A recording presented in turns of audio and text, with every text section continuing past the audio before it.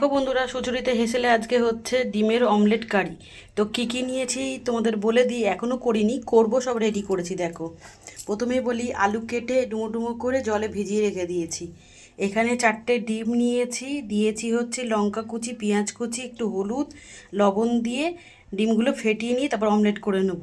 আর লাগছে পেঁয়াজ কুচি, একটু জিরে, শাহি গরম মশলা, টমেটো কুচি, দুটো তেজপাতা, একটা শুকনো লঙ্কা।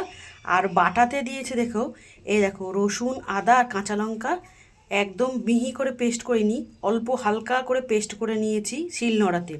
একটু নুন নিয়েছি, ধনে গুঁড়ো নিয়েছি, জিরে গুঁড়ো নিয়েছি, লঙ্কা গুঁড়ো নিয়েছি, হলদি গুঁড়ো নিয়েছি, নিয়ে এটা একটা পেস্ট বানিয়ে নেব ওই ডিমের অমলেট কারিতে দেওয়ার জন্য। এই হচ্ছে জোগাড়। আর রান্নাটা হবে একদম সর্ষের তেলে। বন্ধুরা, আমি অল্প অল্প করে তেল দিয়ে করি বলে, মানে বড় শিশি বার করি না, এই অল্প অল্প শিশিতে করে করলে মাপটা ভালো করে বুঝে যায়। এই কড়াই বসিয়ে দিয়েছি, কড়াই গরম হোক, এখানে তেল দিয়ে আগে অমলেটগুলো করে নেবো। আমি এইভাবে অমলেট কারি করি। ঠিক আছে বন্ধুরা, জোগাড় করাটা দেখালাম। কেমন হয়েছে ভিডিওটা আমাকে কমেন্ট করে জানিও। আর কে কে ভালো খাও অবশ্যই কমেন্ট করবে।